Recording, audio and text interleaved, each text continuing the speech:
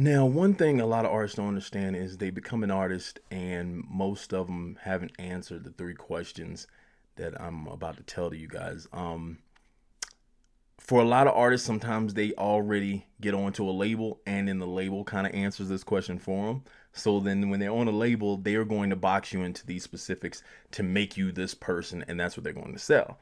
When you're independent, you need to answer these questions quickly because this will decide how your career is going to go and if you're able to actually have longevity or make money being an independent artist. So the three questions I always ask artists are: who are you? Why do you do it? And who do you do it for? So, who are you? Now, this ends up breaking down into what your content's going to be about outside of music. This is also kind of dictates what type of music you may be stronger in. Now, not to say that's the only type of music you make, but your bread and butter of music comes from one source, and then you might expand to other things. But people attach to you because you're bread and butter. Like, for instance, like you might have a restaurant that sells tacos and whatnot, but then you might also have a steak on the menu too. But we're known for for the tacos. Now people might come and get the steak a couple times, but you're known for the tacos. So when I say who you are, what I this is where your brand comes in, is because people tag to things even outside of the music. So for instance, when you're building your content, you want to do things like maybe you like dogs, maybe you like amazing food somewhere, maybe you like telling jokes, everything like that. People can attach those things and think, oh wow, like I like that, just like this artist likes it. So then now I want to get, you know what I'm saying, I want to get to know this person more. I want to listen to their music, I want to enjoy their music because they are similar to me. And when I find those similarities between me and an artist, then me as a consumer, I become more attached to that artist. So knowing who you are, I always say break it down into pieces of like what type of things you like to do, what type of places do you like to go, everything like that. And then when that ties to your artistry, you're saying like the persona of this person, what do they like to do? Where do they like to go? You know what I'm saying? Who are the people they surround themselves with? What is the lifestyle for this person? What's the lifestyle? What's the likes out things they like outside of that? All that. Decide what that is, because I see a lot of artists don't have that, and then they're just the artist. They just try to be the artist. But then where's the believability if none of this matches up? If none of this matches up, and it's like, oh, like, and it's sad to say, but if I'm a gangster rapper and none of this gangster stuff matches up, we see what happens. Like, we see what happens if none of this matches up. If I have never been in the streets or never been around these specific people, then time will tell. You know what I'm saying? If you're saying that you're the dude that gets all the girls and ain't no girls on your page and nothing like that, people go like, time will tell. You know what I'm saying? And they go like, well, how is this person this player, or how is this person this type of feel, or how are you the like anything? You say you're getting money, time will tell, because everyone will be like, oh, well, where's the money at? So at that same time, even things outside of that, that's why you want them to attach to some of the things outside that you might like too, because then they can be like, oh, well, I attach to this even outside of music. So that's who you are. The next one is why you do it. Now, inside this can sometimes cause a downfall, because a lot of people, their why they do it is for money. And so when that is the only reason, a lot of times, sometimes you're chasing something that you may not be able to capture, because you start making moves that it's all based on money. I watch tons of artists kill their own career because they set a high price to what their value is when their value isn't that. So they'll say, "Hey, I'm worth $5,000 a night, or I'm worth $1,000 to $5,000 a night." And I watch them say that, and I'm like, "Well, some of these things got to be opportunity based, because you could actually turn over fans, or you could turn over something from it. Like, you can benefit from actually doing a show." I always tell artists like, "Yeah, there's shows I make $5,000 to $10,000 at, and then there's shows I make zero at." When I did Summer Jam, I did it for free. But the gist of it is the look I'm getting from Summer Jam, I'm doing it for free. I tell artists all the time, I would drive, me and Brian would drive all the way all the way up the mountain, 4 hours, to just perform one song, because I knew the footage I'd get and the stuff that I'd get at that tour. So then some people, when they just do it for the money, they block out those moments in time because they say, hey, I gotta get paid every time I do something. And that's the lie. Because at the end of the day, you have to start doing it for more than just that. That's why I say, why do you do it? My why is, my brother passed away, and my brother used to write poetry, and he used to rap a little bit. So when I took it on, that was my why. That was my why of why I tried to start pushing my music, was because I was like, people were like, can you rap like your brother? And then I tried it out, and then I wanted to see if I could, and that became my why. So then it's more to this to me than just, oh, I just want the fame, or I just want the girls, or I just want the cars and the money, or whatever.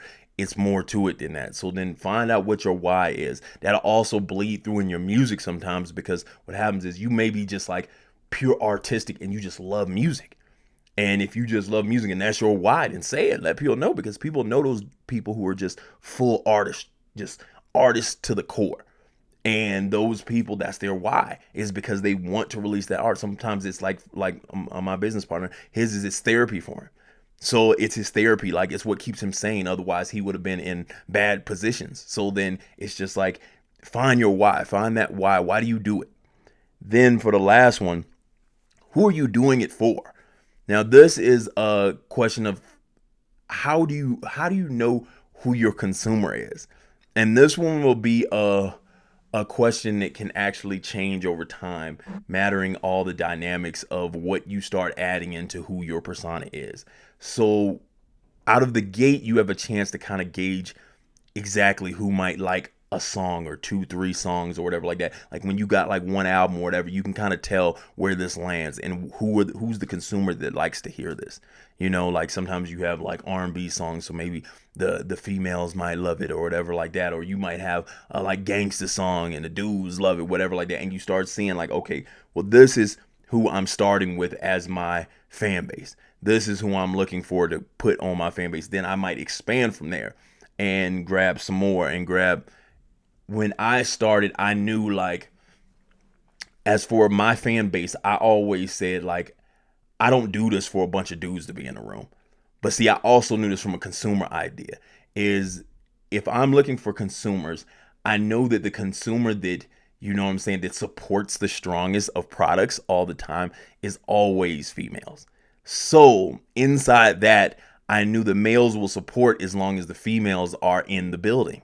So I knew that, because luckily who I was at the time, I knew the type of music that I made, and I knew what type of music was the strongest that I made at that time. So I knew it was going to be songs that were more towards the kind of like the boss guy that the girls like, but the dudes want to get money like. So then I know I'm playing that kind of role, like the king type, cool, smooth dude type role.